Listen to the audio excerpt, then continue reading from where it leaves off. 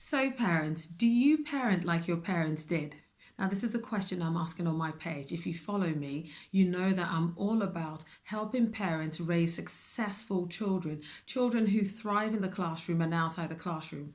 Now, the way you parent your children isn't the determining factor of whether they'll be successful or not, but it's the most influential predictor on whether our children are successful in class and outside the classroom. That's why we're focusing on parenting and how we can do it successfully to help our children thrive.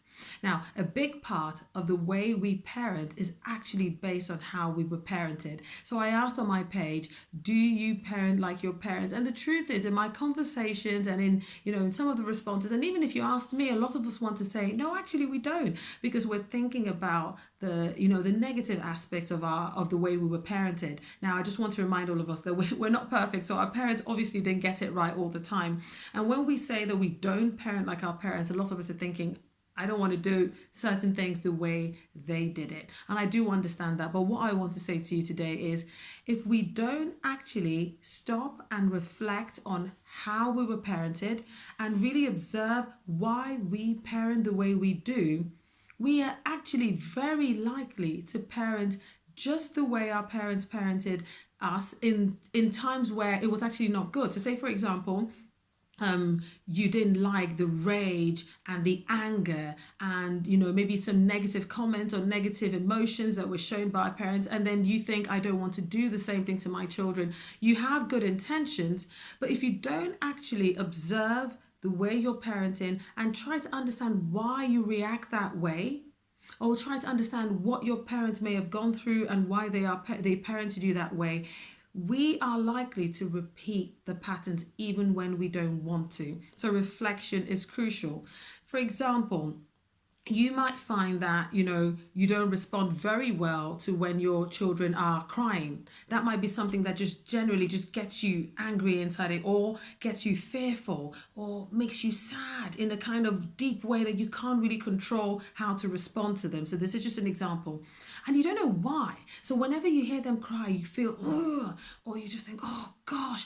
Or you might react with that kind of you might react by saying, oh, why are you exaggerating again? Now, you don't know why you do that. You may not even realize that you do that. But if you stop and think, why do I always respond that way when I hear them cry? Or why do I always respond that way when I see that they're hurt? Or when they say they're hungry, why do I have that kind of response? Or when it's bedtime, why do I respond that way?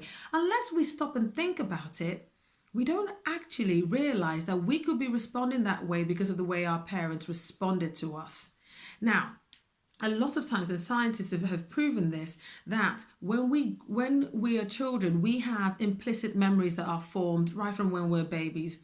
So if our parents responded to us in particular ways when we were crying that we can't even remember now, our brain forms patterns implicitly in our memory that we cannot recall as adults, but they are formed there.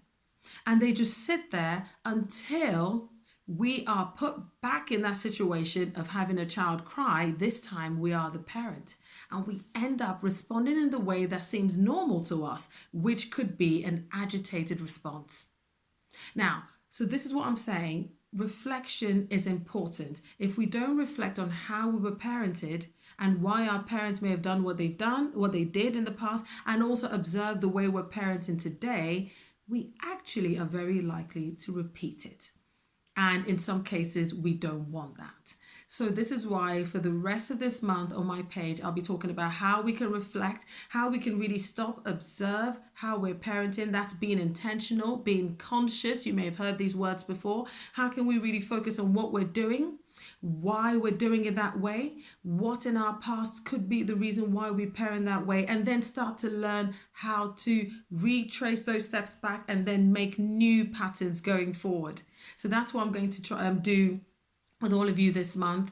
If you know parents who care, and I know, share my page with them. Let's work together to really try and get to the bottom of what's going on in our heads, in our minds when we parent our children, and make the kind of changes that we know we want to make. The final thing I'll say on this is that I don't want any of us, including myself, to dwell in guilt and shame of anything that we might be doing. If I stayed in my guilt and shame of the way I parented, I would not be sitting here in front of you, talking to you, trying to help you now. So once we identify things that we're not too happy about, I want us to work together to, you know what, we're going to do better. We're going to do better. We're going to keep moving forward. Remember, none of us are perfect. I'm not perfect. I'm not perfect. I'm not perfect. Okay? So let's do this together. Thank you very much for listening, and I'll see you soon. Bye.